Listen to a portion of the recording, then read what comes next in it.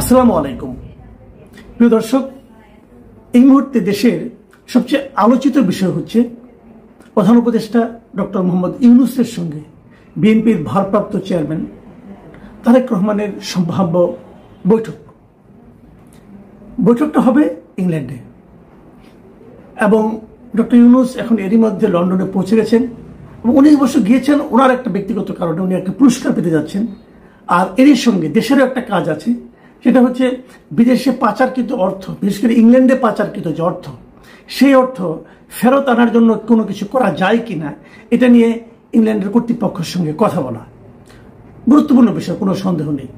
কিন্তু এর পাশাপাশি তারেক রহমানের সঙ্গে একটা বৈঠক ওনার হবে, এটা মোটামুটি এখন নিশ্চিত হয়ে গেছে। বলা বাহুল্য এই বৈঠকটা খুব ইন্টারেস্টিং এই কারণে যে আমার কাছে মনে হয়েছে যে এই বৈঠকটার উদ্যোগ নিয়েছেন ডক্টর ইউনূস নিজে, মানে ডক্টর ইউনূসই বৈঠকের প্রস্তাবটা দিয়েছেন এবং তারেক রহমান এবং বিএনপির পক্ষ থেকে সেই প্রস্তাবটা গ্রহণ করা হয়েছে। যতদূর জানা গেছে এ পর্যন্ত তারিখও মোটামুটি ঠিক, সেটা হলো 13 তারিখ তারা উনি যে হোটেলে থাকবেন অথবা কোনো একটা হোটেলে ওনারা এই আলোচনাটা করবেন। এই যে দ্বিপাক্ষিক আলোচনা, এই আলোচনাটা কিন্তু দেশের বর্তমান যে রাজনৈতিক অবস্থা, সে অবস্থায় আমার বিবেচনায় খুবই গুরুত্বপূর্ণ একটা আলোচনা। কারণ এই আলোচনাটা আরো আগে হতে পারত, কিন্তু তারপর হচ্ছে, এটা অবশ্যই একটা ইতিবাচক দিক।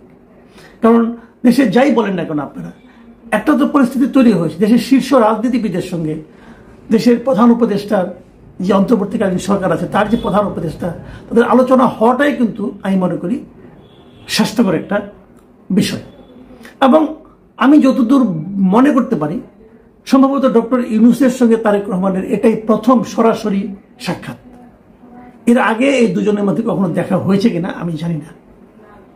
এবং দেশের যে রাজনৈতিক অবস্থা আপনারা ভেবে নিতেই পারেন যে হয়তো আগামীতে বিএনপি আসবে এবং বিএনপি আসলে দেশের আগামী সম্ভাব্য প্রধানমন্ত্রী হয়তো তারেক রহমান হতে পারেন, নাও পারেন, আমি জানি না। তবে আমি মোটামুটি সেভাবেই অনেককে বলতে শুনেছি এবং আমি নিজেও মনে করি এটা খুব একটা অবাস্তব বিষয় নয়, এটা হতে পারে। সেক্ষেত্রে ভাবি প্রধানমন্ত্রীর সঙ্গে বর্তমান প্রধান উপদেষ্টার সাক্ষাৎ এটা খুবই একটা গুরুত্বপূর্ণ বিষয় বলে আমার কাছে মনে হয়। এখন প্রশ্ন হচ্ছে এই সাক্ষাতে আলোচনার বিষয়টা কি হবে, কে কি আলোচনা করবেন, ডক্টর ইউনূস কি বলবেন, তারেক রহমান কি চাইবেন, কি চাইলে কি পাইবেন, এই সমস্ত বিষয় কিন্তু আলোচনায় আসবে এই কারণে যে এই দুজন এরই মধ্যে যার যার অবস্থানে এমন কিছু ঘটনা ঘটিয়েছেন, এমন কিছু কথাবার্তা বলেছেন, এই দুজনকে একই মত পোষণ করেছেন বলে আমরা সাধারণ মানুষ মনে করতে পারছি না। আমাদের সবার কাছে মনে হচ্ছে বোধহয় একটা বিরোধপূর্ণ অবস্থানে এই দুইজন লোক আছেন। সেই বিরোধটা কি? সেই বিরোধটা হচ্ছে নির্বাচনের তারিখ নিয়ে। প্রধান উপদেষ্টা এরই মধ্যে 6 তারিখে উনি ঘোষণা করেছেন যে নির্বাচন হবে আগামী বছরের এপ্রিলের প্রথমার্ধের যে কোনো দিন। আর বিএনপির পক্ষ থেকে এবং তারেক রহমান নিজেও বলেছেন যে ডিসেম্বরের পর একদিনও নয়, ডিসেম্বরের আগেই নির্বাচন হতে হবে। এরকম একটা মুখোমুখি অবস্থানে তারা মিটিংয়ে বসবেন এবং বলাই বাহুল্য যে বিষয়টা নিয়ে সবচেয়ে বেশি আলোচনা, মানে এই যে নির্বাচনের তারিখ, এটা নিয়ে যে আলোচনাটা মূলত থাকবে, আলোচনাটা হবে, এটা কিন্তু আমার কাছে মনে হয়। আচ্ছা আসুন আমরা একটু ভাবি কি হতে পারে, আলোচনা না হলো আলোচনার সমাধানটা কি হতে পারে। বিএনপি কি করবে? বিএনপি কিন্তু এর মধ্যে বলেছে যে আমরা ডিসেম্বরের মধ্যে নির্বাচন চাই, ডক্টর ইউনূস বলেছেন এপ্রিলের প্রথমার্ধে নির্বাচন হবে। তাহলে এটার সমাধানটা কি? ডক্টর ইউনূস তারেক রহমানের সঙ্গে কথা বলার ইচ্ছা প্রকাশ করার মাধ্যমে এটুকু প্রমাণ করতে পেরেছেন যে উনি একটা আলোচনা চান। যদি আলোচনাই চান তাহলে কিন্তু একটা অবধারিত প্রশ্ন চলে আসে এইভাবে যে আপনি এই আলোচনাটা বিরোধ সৃষ্টির আগে কোনো চাইলেন না। আপনি 6 তারিখের তারিখটা ঘোষণা করলেন, না করতেন, বলতেন যে আমি তারেক রহমানের সঙ্গে দেখা করব, দেখা করে এসে আমি তারিখটা ঘোষণা করি, কোনো প্রবলেম তো ছিল না, আলোচনা করে ঘোষণা করতেন। কিন্তু আগে যখন আপনি ঘোষণা করলেন তখন কিন্তু আপনি আপনার যে গোয়ার তুমিটা সেটা প্রকাশ করে ফেললেন। আপনি কারোর সঙ্গে আলোচনা না করেই এপ্রিলের কথা বললেন। কারণ এর আগে যখন পলিটিক্যাল পার্টিগুলো আপনার সঙ্গে মিলিত হয়েছিল 28টা রাজনৈতিক দলের মধ্যে 25টা রাজনৈতিক দলে কিন্তু বলেছিল যে ডিসেম্বরে কিংবা তারও আগে নির্বাচন হোক।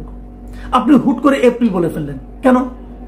আমরা এর আগে এপ্রিল শব্দটা উচ্চারণ হতে শুনেছিলাম একমাত্র জামাতে ইসলামের কাছে, তারপরে জামাতে ইসলামের পক্ষ নিয়েছেন বিএনপিকে উপেক্ষা করে অবজ্ঞা করে আপনি জামাতের পক্ষ নিয়েছেন, নেওয়ার পর এখন আপনি কেন মিটিং করতে চাচ্ছেন? ব্যাখ্যাটা কি? এই ব্যাখ্যাটা আমি জানি না। আমি মনে করি উনি এটা আগে করলেই ভালো, আগে আলোচনা করতেন, ফোনে আলোচনা করে নিতে পারতেন তারেক রহমানের সঙ্গে যে আমি তো এপ্রিলে করতেছি, আপনি কি বলেন। কিন্তু আপনি যখন এপ্রিলে ঘোষণা করলেন, বিএনপি কিন্তু আনুষ্ঠানিকভাবে সেটাকে প্রত্যাখ্যান করেছে। তার মানে আপনি আসলে কি করতে চান? আপনি কি বোঝাতে চাইলেন যে তুমি যত বড় লিডারই হও না করো, তোমাকে মানলাম না? তো তাকে না মেনে আপনার লাভটা কি? দেশের ভবিষ্যৎ প্রধানমন্ত্রীকে আপনি না মানলেন, নিজের বাহাদুরি দেখালেন, আপনার লাভটা কি হলো? তো এই জিনিসটা কিন্তু আমি বুঝি না, উনি আসলে কেন কি করেন, আমার কাছে এটা ক্লিয়ার না। এখন লাভ বাদ দেন, এখন কি মুখ রক্ষা আলোচনা হবে? মুখ রক্ষা তিন ভাবে হতে পারে। একভাবে হতে পারে ডক্টর ইউনূস বললেন যে আমি তো ওনাকে বলেছিলাম, উনি রাজি হলেন না, আমি কি করবো, আমি চেষ্টা করেছি, এতে ওনার মুখ রক্ষা হলো এবং একটা বিরোধপূর্ণ অবস্থান টিকেই থাকলো। আরেকটা হতে পারে উনি ডক্টর ইউনূস যে কথাটা বলেছেন, এই কথাটা তারেক রহমান মেনেই নিলেন। তারেক রহমান মানতে পারেন, ঠিক আছে আপনি যখন বলছেন আমি মেনে নিলাম, আমি এই এপ্রিলে ইলেকশন করব। সেক্ষেত্রে আবার বিএনপির মধ্যে একটা কথা হতে পারে যে কেন উনি মানলেন, উনি তাহলে মানলেন যে আগে আবার প্রত্যাখ্যান করলেন, এগুলো হতে পারে। সেক্ষেত্রে তারেক রহমানের একটা লজিক থাকবে, উনি বলতে পারেন একজন সিনিয়র মানুষ বলেছেন, সরকার প্রধান বলেছেন, রিকোয়েস্ট করেছেন, আমি মেনে নিয়েছি। এটা হতে পারে। এটা কেন হতে পারে এই আলোচনাটা আমি বলছি। এই আলোচনাটার মূল কারণ হলো, আপনারা নিশ্চয়ই জেনেছেন ঈদের দিন বিএনপির কিছু নেতা গিয়েছিলেন বেগম খালেদা জিয়ার সঙ্গে সাক্ষাৎ করতে। আমি বিভিন্ন নিউজে দেখলাম যে সেখানে, এবং একজন রিপোর্টার আমাকে বলেছেন যে উনি একাধিক স্থায়ী কমিটির সদস্যের সঙ্গে আলাপ করেছেন, তারাও যেটা বলেছেন যে খালেদা জিয়ার মনোভাবটা হলো যে কোনো বিরোধ নয়, প্রধান উপদেষ্টার সঙ্গে আলোচনা করেই সমাধানটা করতে হবে। তার মানে উনি সরাসরি বিরোধপূর্ণ অবস্থায় যেতে চাচ্ছেন না খালেদা জিয়া। খালেদা জিয়া যাচ্ছে না মানে উনি পরামর্শ আকারে দিয়েছেন।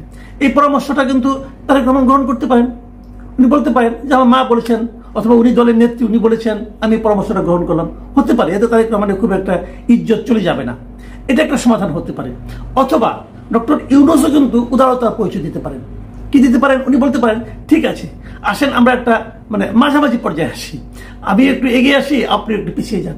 তার মানে ডিসেম্বর টু এপ্রিল এর মাঝে যে কোনো একটা সময় হতে পারে। সেটা কোন সময় হবে তাহলে? আমি আগেও একটা অনুষ্ঠানে বলেছিলাম যে মাঝখানে এই সময়গুলো কিভাবে ঝামেলা করছে। ফেব্রুয়ারি মাসে রোজা শুরু হবে, ফেব্রুয়ারির পর মার্চ মাসে এসএসসি পরীক্ষা শুরু হবে, তারপরে এইচএসসি পরীক্ষা আছে। কাজে এপ্রিল কিন্তু খুব সুবিধাজনক সময় না, খুবই একটা আপত্তিকর সময় আমার বিবেচনায়। জানুয়ারিটা হতে পারে।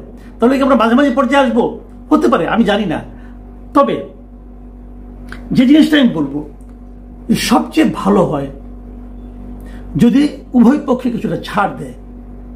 সেটা জানুয়ারি হতে পারে, উভয় পক্ষ ছাড় দিল, উভয়েরই আপনার ইগো কনফ্লিক্ট আর হলো না, উভয় একটা আন্ডারস্ট্যান্ডিং আসলো, একটা শান্তিপূর্ণ সহাবস্থান হলো।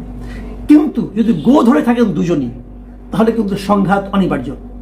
এবং এই সংঘাতের যে চাপ, এই সংঘাতের যে নেতিবাচক প্রতিক্রিয়া, সেটা জাতি হিসেবে আমাদের পক্ষে বহন করা কতটা সহজ হবে, এটা নিয়ে কিন্তু আমার সন্দেহ আছে। আমি আগেই বলেছি এবং সবসময় যেটা বলি, আমরা সংঘাত চাই না। আমরা এমন একটা পরিস্থিতি চাই যেন শান্তিপূর্ণভাবে এদেশের মানুষ ভোট দিতে পারে এবং তারা তাদের পছন্দের দেশ শাসক, যারা শাসন করবে তাদেরকে নির্বাচন করে নিতে পারে। সেই পরিবেশটা সুন্দরভাবে করে দেওয়াই হচ্ছে এই অন্তর্বর্তীকালীন সরকারের প্রধান এবং একমাত্র কাজ। বাকি আলোচনা পরে হবে। প্রিয় দর্শক, এখন এ পর্যন্তই। আল্লাহ হাফেজ।